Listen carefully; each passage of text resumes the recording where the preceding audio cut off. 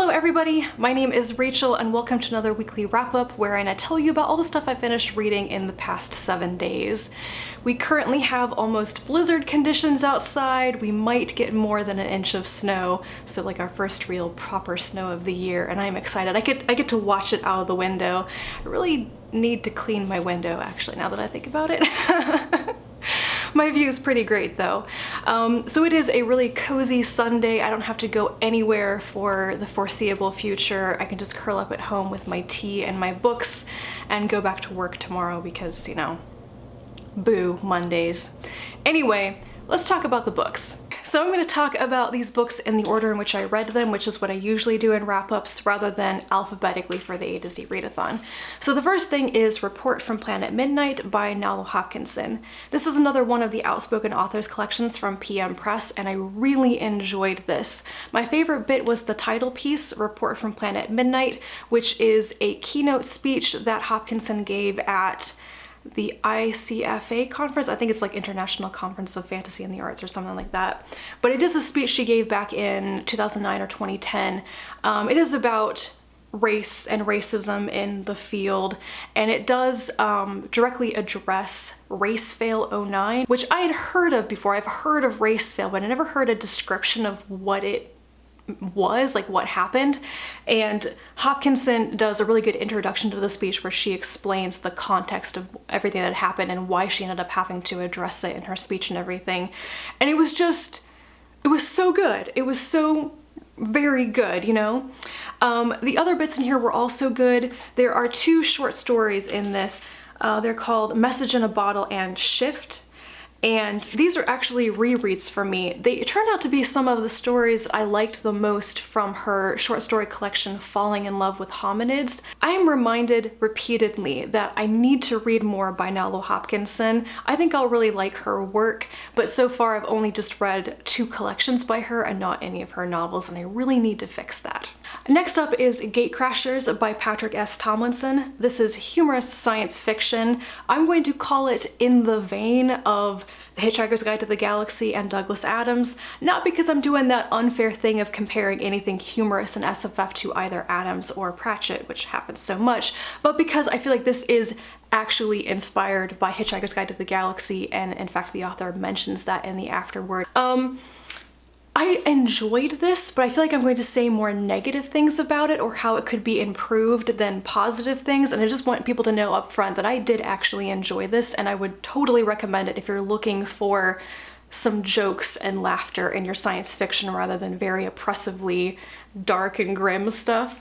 Because this is genuinely funny. I've said before, and I'll probably say it again, I had my sense of humor surgically removed at birth, and there's not a lot of stuff that I find to be really funny, so the fact that I actually got the jokes and chuckled at some of them in this book says a lot. This story is about humanity's first contact with aliens going a bit wrong in very predictably human and zany ways. So it is about a deep space exploration ship that encounters an alien artifact and tries to bring it home. Only they're trying to abscond with alien property, and the aliens notice. And then at one point, the humans basically get framed for committing geocide, blowing up a planet, and they have to prove that it wasn't them. So the story was quite entertaining. I really enjoyed the plot, and probably my favorite thing out of this whole book is the type of science fiction that it is. It explores this era of humanity's development, the bit where we start to have ships going out to colonize other planets, and we have our exploration ships and quantum technology for instantaneous communication, and I just find this to be a really cool era of science fiction. I really enjoyed that, and I kind of wonder why more science fiction books don't use this quantum technology idea of instantaneous communication, because it's really cool and it solves a lot of problems with communication, but it was used very cleverly in this story as well. But about the halfway point, I felt like it started to get on my nerves a little bit. It was dragging its heels a little bit. At first I thought the book should just be shorter, like it needed to be a bit snappier, a bit quicker, but actually it was already pretty fast paced. A lot of stuff happens in a short amount of time. I think instead the main problems are most of the characters become a little bit unlikable or just irritating, and all of the characters have these moments that make them kind of smug and a little bit petty and making jokes at the expense of other people and not really nice in the little details, basically. I wanted more of the characters to come across as genuinely nice people that I could root for. There were already bad or flawed people in the story. I needed somebody to really embrace and say, okay, you're a good person, I want you to win, you know? But I think it was just the little bits of the smirking and the pettiness and stuff like that just got on my nerves. The other thing is that I think the story was missing some heart, especially where relationships are concerned. And this is the thing where I feel like there were hints of some really good ideas to work on that in the story that weren't taken fully, that weren't developed fully. But I think the real missed opportunity is the romantic relationship between Harris and Jeffrey, because that is actually mentioned multiple times, especially in the first half of the book. They're clearly together, they're physically affectionate and everything, and their relationship appears to be committed and it appears to last for years while all of this crazy stuff is happening. And then it just stops being mentioned. And it could have been used more to once again humanize characters, to develop Jeffrey's character more because he's very underused in the story, and to make Harris even more of a fully fleshed out person. He's a smart Marine grunt. Give him an actual relationship with somebody that's not based on work. That would have made him an even better character. But once again, it's underused. And I resented that a bit because it felt like their relationship got shoved to the side to make room for the really stupid cliche romantic relationship for Felix, where he basically falls in nerd love with the first beautiful woman he sees, and then he's the butt of a bunch of jokes about that. We didn't need that. We needed the relationship between Jeffrey and Harris instead. That's Gatecrashers. It was a fun book. I can see where it could have been improved. Let me know if you've read this one though, because I'm kind of curious what other people think about it. Next up is Pilot X by Tom Merritt. I read this as my wild card book for the letter X, and I kind of hated this book. I will admit up front that I think that this is a type of story told in a type of way that doesn't work for me. I'm not the audience for this. But I also think this is a genuinely bad ripoff of a Doctor Who episode. There are too many parallels, I won't go into them, but it was poorly, amateurly written. It was infuriating in how little suspense or tension was in the story because the end result of all the actions is given away from the very beginning, so you already know what's going to happen, and it's not even interesting to find out how it actually happened. There's no personality, there's no character development, and I could go on, I'm not going to. I don't think it was a good book. Mainly, I just think it wasn't written very well. It was very cliche.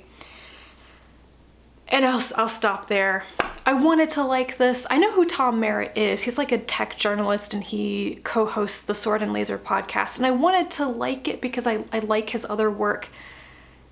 I just don't think he's a very good storyteller yet, so let's move on. For the letter U, I first started to read Unbreakable by W.C. Bowers, but I ended up DNFing this one after 3 chapters. It was a little too stereotypical in its setup for my tastes, and I wasn't getting along with the writing style. So instead, I moved on to Unexpected Stories by Octavia Butler, and I am so glad that I did. This is a tiny collection. It just contains 2 stories, and I really enjoyed it. The longer piece in this one is called A Necessary Being, and I loved this story. It is about truly alien people and their way of life, and kind of making tough decisions about leading your people or giving them a leader so that they will survive. And some of the rules and traditions and rituals are horrific. And I feel like the people in the story were trying to find a way around these old ways of doing things for something better and more kind, you know?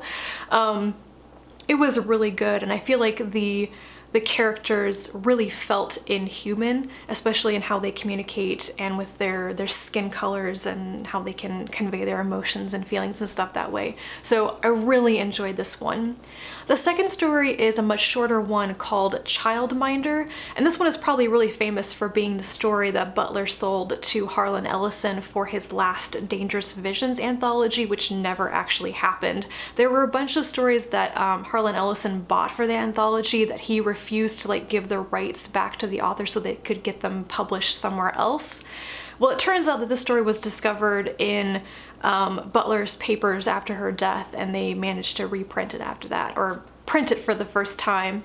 I didn't really love this story. It is sad in many ways. It's a tough story. It's pretty dark. It's about people with psychic abilities and a woman who's trying to protect children with psychic abilities from the organization that wants to kind of come in and use them and everything. And underlying it, of course, there's some real racial tensions because I think the woman is black and the children she's trying to protect are black. She wants them to grow up and be powerful and not be relegated to, you know, the bottom of an organization that's dominated by white people, is how I was reading it. I should probably reread it to know if that's true or not. So it's a good story. I just think that it was a bit overshadowed by the first story in the collection for me, which I enjoyed so much. For the letter Y, I was going to read Yaktinya by Yasser Basha. This is another one that I ended up DNFing though after about 40 pages for cosmetic reasons. I didn't even get far enough into it to figure out what the story was going to be. First of all, the entire book is printed in this very ornate italic font, which is really difficult to read. I was misreading a lot of words. And then it has a lot of grammatical errors and a lot of typos and misspellings, especially a lot of confusion with homonyms, words that sound the same but are spelled differently. So I was just finding it very slow going, and I started to dread picking it up and working through, you know, actually getting past the words, so I decided to skip this one.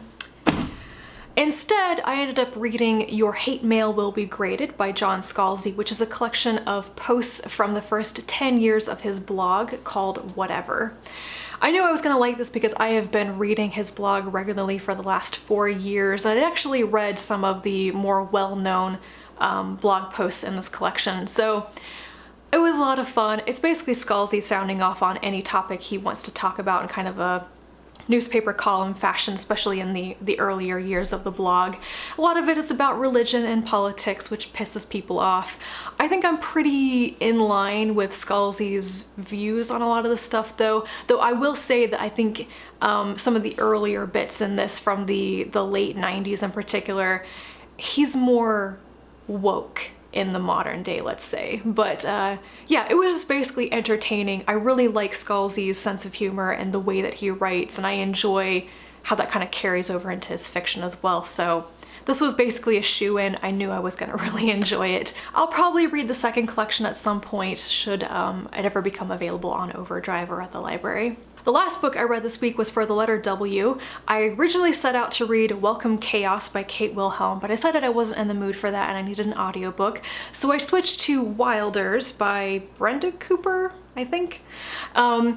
And I was interested in this one because it's basically environmental science fiction. Unfortunately, it started to come across as more YA than an adult science fiction novel, and I wasn't in the mood for that. So I stopped listening to that, and then my hold came in on Overdrive for The Witch's Vacuum Cleaner and Other Stories by Terry Pratchett, so I listened to that instead. This is the second collection of stories that I believe Pratchett wrote for a local newspaper when he was very young, like in his late teens or very early 20s. The first collection is called Dragons at Crumbling Castle, and I read that earlier this year, and The Witch's Vacuum Cleaner is more of the same. A bunch of very family-friendly, kid-friendly stories about little people who live in the carpet, or my favorite ones from this particular collection were the very eager and efficient policemen foiling criminal plots in a Welsh village. They were great. They were really funny. So these are not the best of Terry Pratchett's work. They're his early work, and you can totally see where he started to develop his storytelling skills and his sense of humor and all of that. I think he actually took ideas from these early stories and later turned them into novels for kids and such.